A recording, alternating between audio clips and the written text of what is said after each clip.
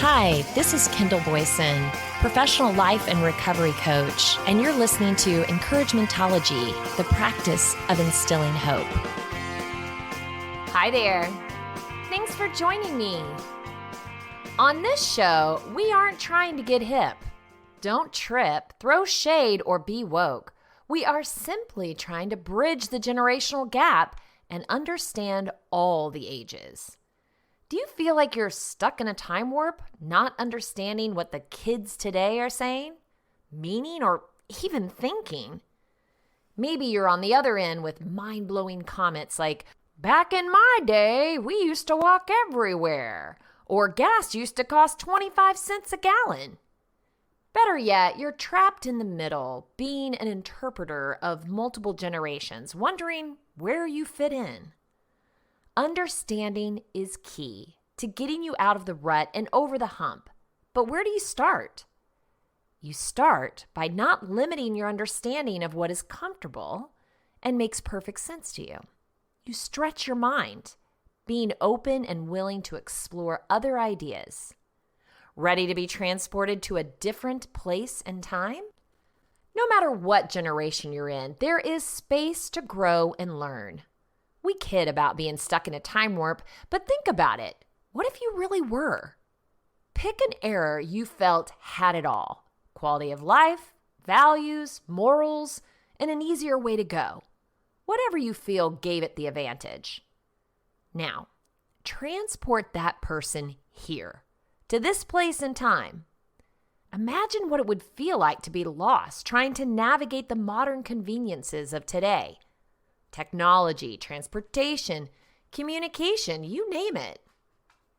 I have always been one to embrace new technology. Not an early adopter per se, but my jobs have always made it necessary to be tech savvy. And I'm naturally curious and not afraid of messing something up. Because of that, I've kept up pretty well. To give you some context, I believe computers were introduced during my senior year in high school, and my first experience with the internet was data by the hour. I was before email or cell phones. When cell phones were available, they were called car phones, and I wasn't about to get a car phone until I had a nice car to put it in, which means it was much later when I actually got my first phone. When text messaging became available, I thought it was the silliest thing. Kind of like when you would write shell or hello on a calculator.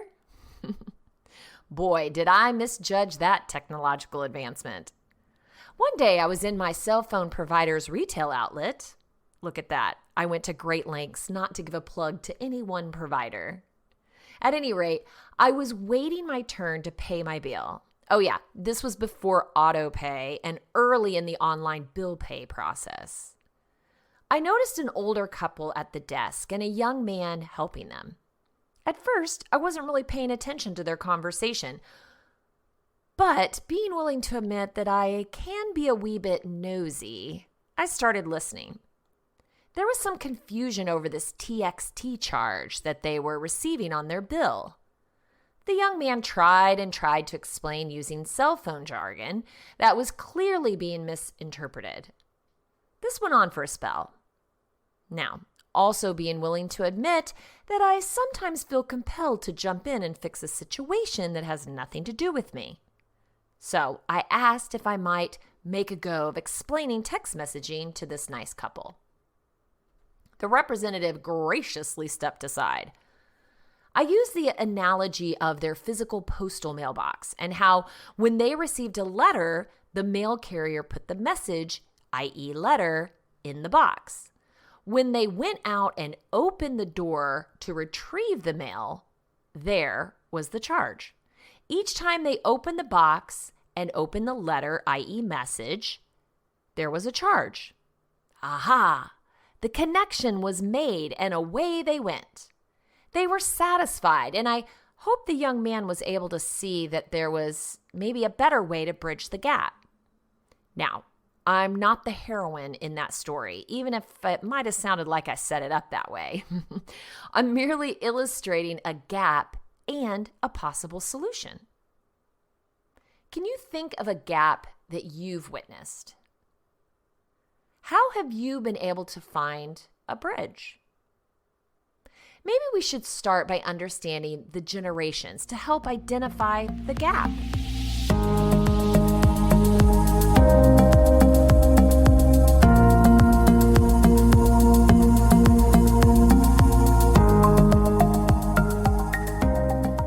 InteractiveSchools.com enlightens us with Generation Who, understanding the trends of each gen. Simon Sinek, author of Start With Why, gave this quote, "Leadership is not about the next election. It's about the next generation." You've likely heard of Millennials or Gen Z, but are you totally sure who or what they are? If you were to say they are a generation of people, then yes, you'd be absolutely right. But it goes a little further than that. A generation denotes people born within a very specific period of time. Our current generations, let's kind of go through those. There are the traditionalist or silent generation, and they were born 1945 or before. And with the silent generation, they are more active in nonprofit management, funding, and volunteering. The baby boomers were born between 1944 and 1964. Generation X, aka Gen X, people born between 1965 and 1979, also known as the MTV generation. Generation Y, aka Millennials, are people born from 1980 through 1994. They're also known as the avocado toast generation. Generation Z, aka Gen Z, the newest generation, and the generation after millennials, these are people born between 1995 and 2015. Now, baby boomers, these born in the years after World War II, when there was a significant spike in births, both in America and in Britain. These are the men and women who turned in, got high, dropped out, dodged and drafted, swung in the 60s, and became hippies in the 70s. Idealist and cynical, this was the generation that fought the Cold War and smashed down the Berlin Wall. That was all from Harry Wallop. He's a feature writer for The Telegraph. Here's some characteristics they say of baby boomers. Live to work. Self-worth equals work ethic. Loyal to employer. Competitive. Goal-centric. Process-oriented. Focused. Disciplined. Enjoy working in teams and proving themselves to the team. Need to know that they are valued. Want to make a difference. Many baby boomers around today will be grandparents or even great-grandparents. Gen X. I've always been quite happy to describe myself as Gen X. It's always conjured a certain slacker cool. We won't be tied down by the corporate buck. We're nihilists, but with a sense of humor. We don't measure success in the world's terms. Sure, we drink Starbucks, but we do so ironically. In fact, we do everything ironically. We're ironic atheists, latchkey kids, serial monogamists, and so forth. That was from Patrick Neat, an author. Here are some characteristics of Gen Xers. Work to live. Crave independence. Skepticism. Focused on results. Think globally. Adapt to change. Eager to learn. Thrive on flexibility. Education is a necessary means to succeed. Gen Xers will form your older parent base. They are often referred to as cynical and value loyal. Millennial, Gen Y. Millennials have come of an age during a time of technological change, globalization, and economic disruption. That's given them a different set of behaviors and experiences than their parents. They have been slower to marry and move out on their own. They're also the first generation of digital natives, and their affinity for technology helps shape how they shop. Finally, they are also dedicated to wellness, devoting time and money to exercising and eating right. That came from Goldman Sachs Global Investment Research. Here are some characteristics of millennials. Fully transparent, shares everything. Do well with detailed instructions. Desire to make an impact. Commerce and conscience together. Value diversity. Love technology. Education is a highly expensive necessity. Do not perform at their best in a traditional work environment. Find solutions using technology. Millennials are the Yahoo, mobile phones, Google, Facebook, iPhone generation with the first real taste of open information at their fingertips. Millennials can be strong-willed. Generation Z, the Centennials. In an era of fake news, Gen Z is also more likely to be able to push through the noise. Not only are they able to consume more information than any group before, they have also become accustomed to cutting through it. They are perhaps the most brand-critical, BS-repellent questioning group around and will call out any behavior they dislike on social media. This came from Lucy Green, director of the Innovation Group. Here are some traits of Centennials or Gen Zs. Tech innate, first generation to grow up with modern technology. Accepting of others. Make things. Realists. Individualistic. Competitive. Transparent. Entrepreneurial and inventive spirit. Concerned about the cost of education. As the true digital natives of our time, Gen Z will not know a world without social media, without mobile phones and computers. Technology has always been there, and Centennials will have integrated it seamlessly into their lives. Breaking down the different generations in this way is by no means an exact science.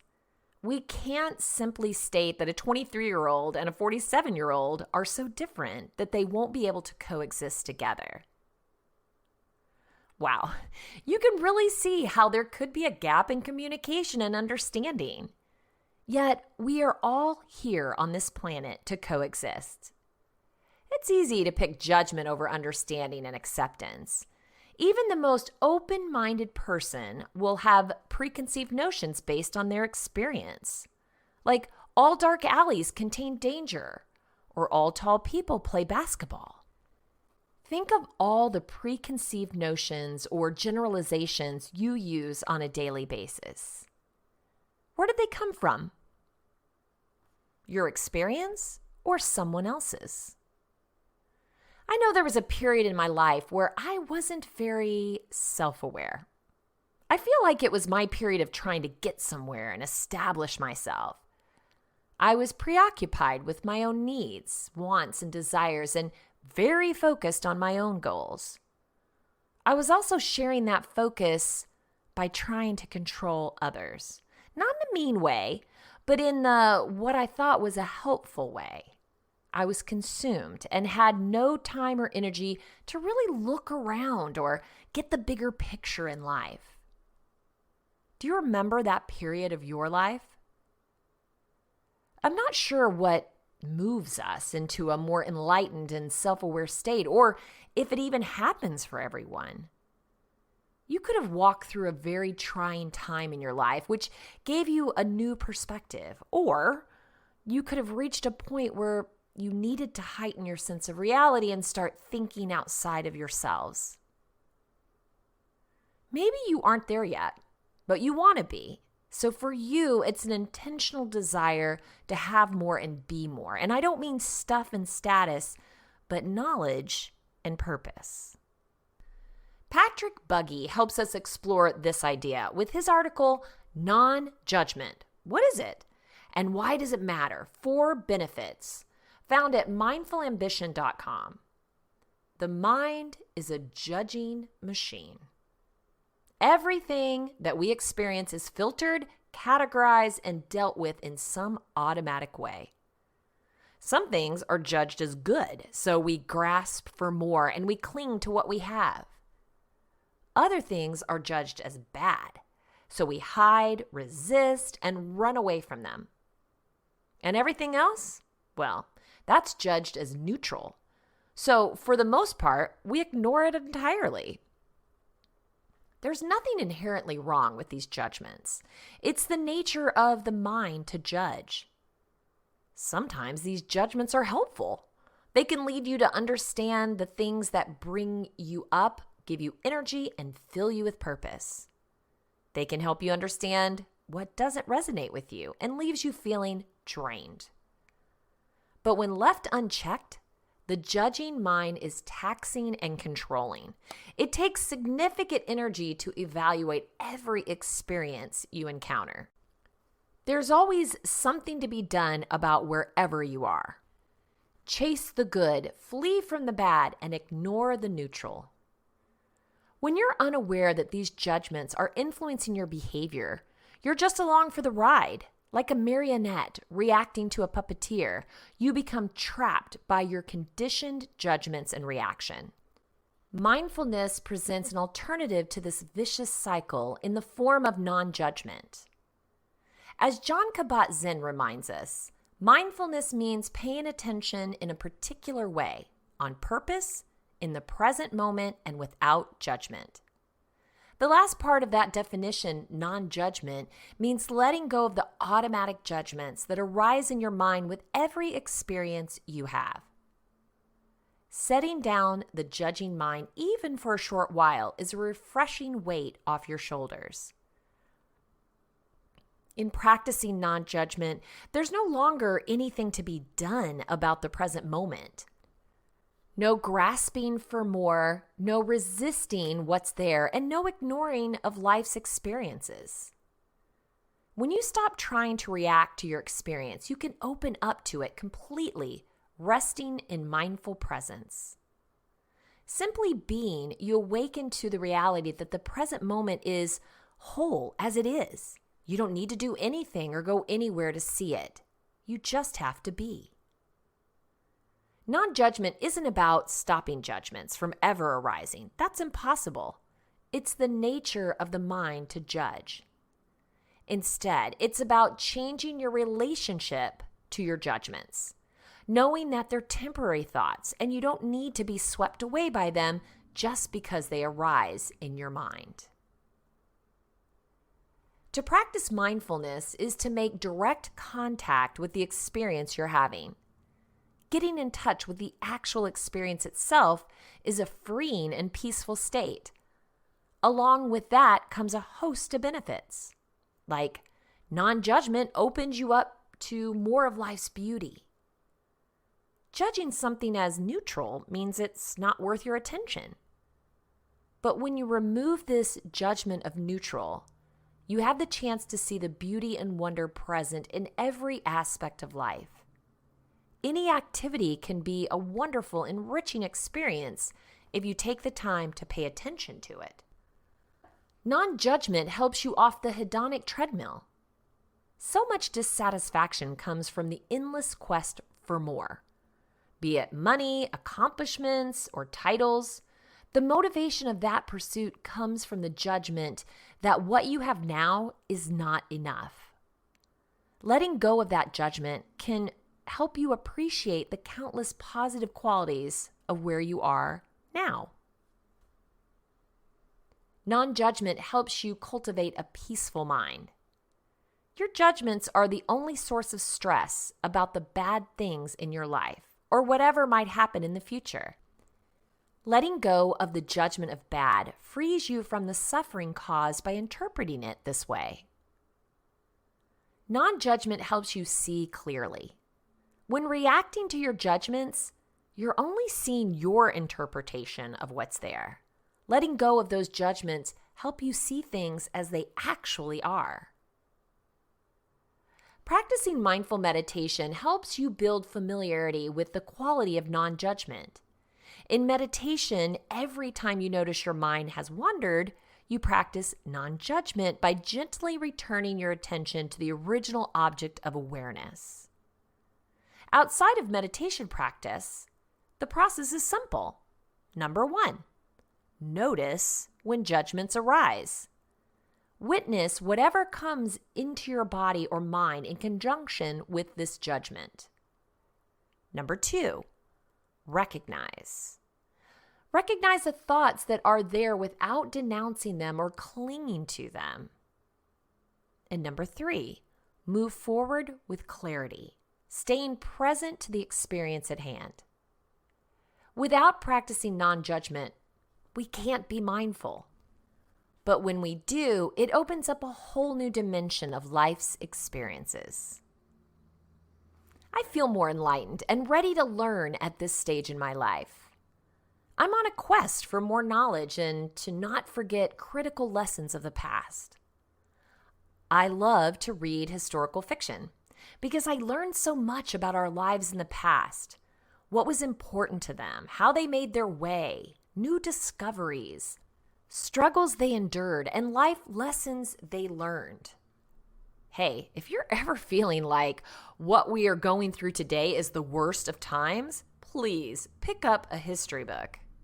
Currently, I'm reading about one of the first female doctors and the struggles she went through to even practice medicine and the torment she endured for just being a woman. Wow, it really puts things in perspective. Now, maybe you're thinking, what is she talking about?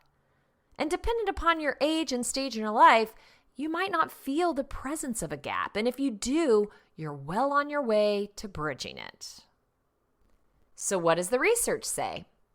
Well, Susan Adcox informs us with what research says about the generation gap, generational differences, and their causes. This was found at verywellfamily.com.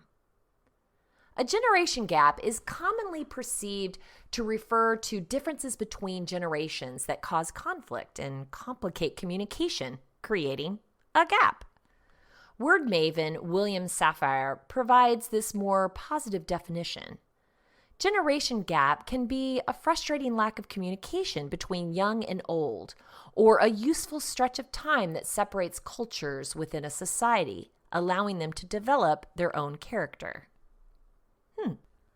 From their position in the family, and with more life experience than younger family members, grandparents are uniquely poised to see that differences between generations can be positive for all those concerned. Although there's always been differences between the generations, the drastic differences that the term implies were not much in evidence until the 20th century. Before that time, society was not very mobile. Young people typically lived near their extended families, worshiped in their childhood churches, and often worked on the family farm or in the family business. With the advent of television and movies, young people were exposed to cultural influences alien to their own families and cultures. Performers like Frank Sinatra, Elvis Presley, and James Dean won adulation from younger generations, but were often met with degradation from the older generation. Then came the 1960s and civil rights, and the Vietnam War exposed a more serious chasm between young and old.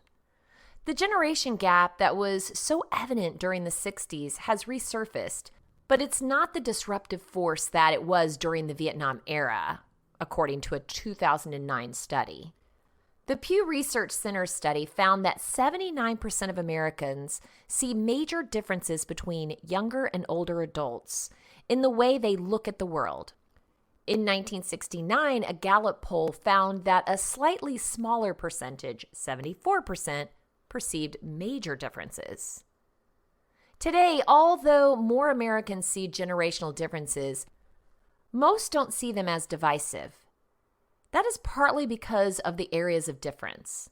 The top areas of disagreement between young and old, according to the Pew Research study, are the use of technology and taste in music. Grandparents are likely to have observed these differences in their grandchildren, who are tweens, teens, and young adults. Slightly behind these areas of differences are the following: attitudes toward different races and groups, moral values, religious beliefs, respect for others, political views, and work ethic.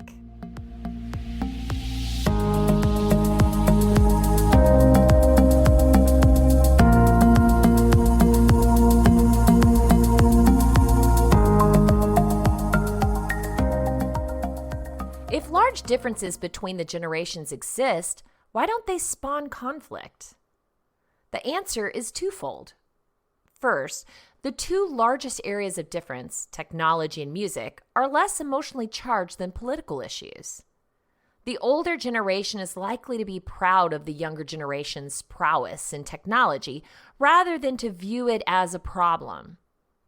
As for the musical differences, each generation wants its own style of music, and the older generation generally can relate to that desire. Second, in the other areas of difference, the younger generation tends to regard the older generation as superior to their own generation. Clearly a difference from the 1960s with its rally cry, "Don't trust anyone over 30." According to the Pew study, all generations regard older Americans as superior in more values, work ethic, and respect for others. In one area, those surveyed did regard the younger generation as superior: intolerance for different races and groups. A different survey by the Pew Research Center identifies increasing acceptance of gays and lesbians as a particular area of difference, with almost half of those up to age 49 seeing it as a good thing. But only 37% of those aged 50 to 64 agreeing, and only 21% of those 65 and over. Okay, that seems totally manageable. So how do we bridge the generational gap? Infuse nursing homes with top 40 music or incentivize teenagers to adopt a grandpa? Actually, I rather like that last idea. For me, it really starts with connections. You can't bridge the gap and create more understanding by reading an article or watching a video. You have to connect and be open to listening.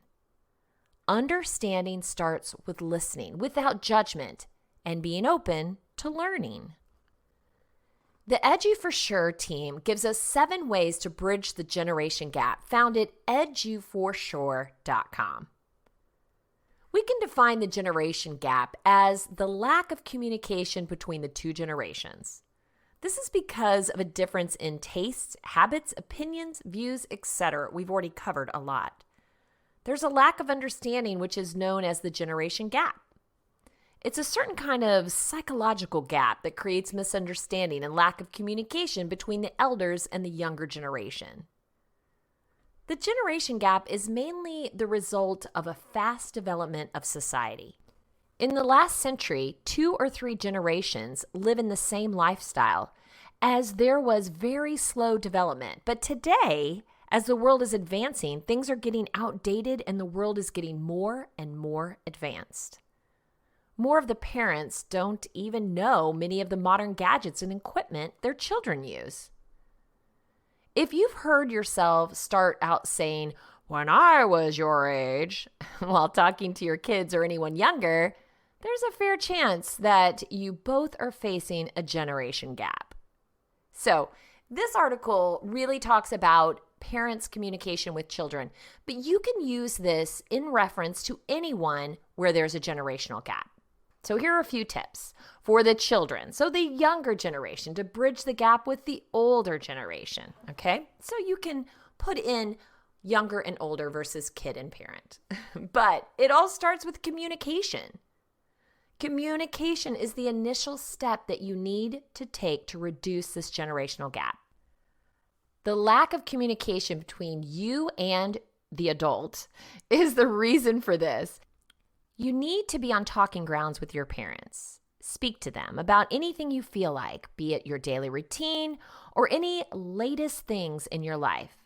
Start with it, and you'll see how, with the due course of time, you and your parents will become attached. There will be a feeling of openness and affection among the two. Number 2, spend more time together. Boy, isn't that the thing? We all go in our different rooms on our different devices. We're just busy and we don't spend a lot of quality time together. Irrespective of whether you enjoy your parents' company or not, Try spending more quality time with them. You can go for a football match or whichever sport your dad is fond of, or you could join your mother for an evening walk. This will help you, as well as your parents, enjoy each other's company, and it will also help you bridge the distance. What to teach your parents about sports lingo? Well, there are many interesting sports activities that you can teach them about and try together someday. Number 3, show genuine gestures. This is a very effective method. Many times, gestures say a lot more than words. For this, you can gift your parents anything of their choice on their birthdays, or maybe Father's Day or Mother's Day. It's not the need of an expensive gift. Even small, precious things, time, service, anything that you can do to show that they're special, a gesture. Number 4, share your problems. Tell your parents about anything that is creating a problem for you. They may scold you at first, but will help you solve the problem and be on your side anyways. Number 5, respecting them can help bridge a generational gap. We were always taught to respect our elders, but somehow as we grew up, we forgot about this. Respect your parents. You owe everything to them. They deserve respect more than anyone around you. This will show them that you respect them no matter what the situation is. This will increase your bond. Number 6, act responsibly. Many responsibilities are coming your way as you grow up. You need to realize them as fast as you can. It's quite appealing for parents to see their kids behaving maturely and acting like grown-ups. Number 7, have patience. There will be many situations when you feel like giving up, when you have to make them understand some of these issues and they don't see your point of view. This is a time when you have to act more maturely and take the lead. Discuss and have patience and tell your opinion. Don't turn it into a debate. In this technological age, they may have questions about technology. This is a great chance for you to show your patience, your kindness, and your leadership. What about the older adult bridging the gap with the younger? I bet there's some of the same tips, but it does start with communication. So communication is the key to bridging the gap and talking to your child and listening to them. That's a vital part of a healthy relationship. Make your child realize that you have an interest in their interests. Even if you have a busy day full of your own stuff, take time out. Ask them about their day. Tell them about yours. Make this point clear to your child that you're always open to talk. And when your child comes up to you with things that you don't agree with, first, you will listen to them before you speak. Number 2, keep up with the current trends. I know that can be difficult, but just keep up with what's going on around you, forward and in the past. Even if you don't want to act like a fool, keep your eye on technology, music, clothes, social sites, so that you have an understanding when they're talking. You're not coming at it as a complete novice. Number 3, don't compare. Accept that times have changed. Don't say things like, when I was your age, I used to walk up one hill in snow. Let that stuff go. Maybe things were different back in your time, but they were different in the time before you as well. And didn't you hate when your parents said that to you? There is no contest between you and your kids, so don't fight about it. Accept the things the way they are and act like a cool parent. I already knew that. Number 4, get online. Technology, media, and the internet can make a huge trench between you and your child, particularly when you don't know or understand what your child's doing online. Try to get online and know about your child's favorite websites, what they're doing, which networks they're in. You don't have to stalk them. That's not what we're saying. Just be aware of what's going on. This way, you can keep an eye out on their activities and learn something too, so that you have something in common to talk about. Number 5, find similar interests. It's the best way to bridge the generation gap. Maybe your child doesn't have the same interest you have. There are no such reasons that he or she would have your interests. So try to find things that are appealing to both of you. Maybe a hobby that you can start together, or a new series on television that you both want to watch and tune into every week. Anything that you can do to bridge the gap and make your bond stronger. Number 6, fight fair. There will always be conflict between you and your child. Parents always thought that they had made so many sacrifices for their kids, so they are bound to listen to them, and they think their sacrifices go unnoticed by their kids. That's why conflicts arise between the two. This creates sourness between kids and parents. Just don't put your sacrifices in front of your kids. When they are mature, they will have a better understanding of how you sacrificed and what you went through. Remember when you were having struggles with your kids and you called your parents and they laughed at you? That's a generational thing. So you'll have your day. Number 7, be willing to bridge the generation gap. Be open and willing to change your rigid structure of thinking. You must try to be flexible in your thoughts, actions, and ideas, and keep up with the pace of time. There's no complete handbook to parenting, and what might have worked for your parents back in their day may not necessarily work for you in this day. So just be open. Now, these are just a few ways from both sides to connect more and bridge the generation gap, which can be a problem in some relationships. Be cool and calm and try to resolve the conflicts. Don't accept the gap. Take the time and look for solutions to bridge it.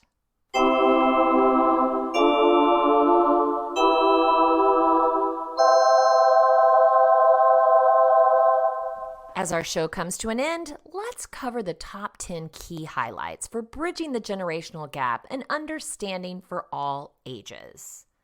Number 1, be willing to stretch your mind by being open and willing to explore other ideas.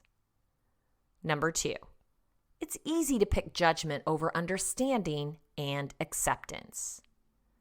Number 3, everything that we experience is filtered, categorized, and dealt with in some automatic way. Number 4, sometimes these judgments are helpful.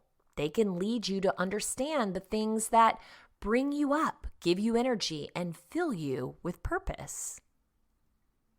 Number 5, mindfulness presents an alternative to this vicious cycle in the form of non-judgment. Number 6, setting down the judging mind, even for a short while, is a refreshing weight off of your shoulders.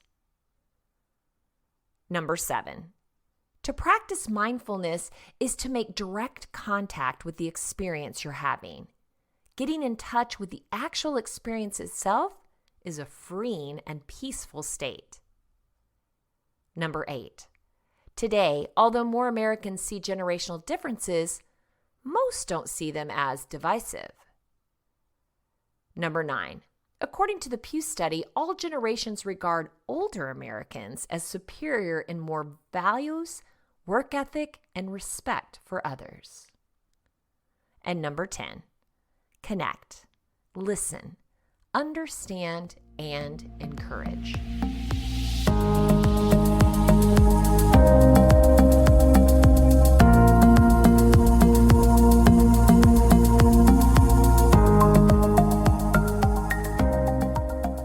If you want to share Encouragementology with a friend who needs to know they are not alone in this journey of self-discovery, you can visit encouragementology.com or anywhere you stream your content to receive this episode and all others. Follow us on Facebook for additional encouragement throughout the week. So I challenge you to work together. Most conflict comes from a lack of understanding. And why don't we understand? Because we aren't open to other ideas that conflict with our own, and we aren't listening. Today, be patient and look for more commonalities versus differences. I know you can do it.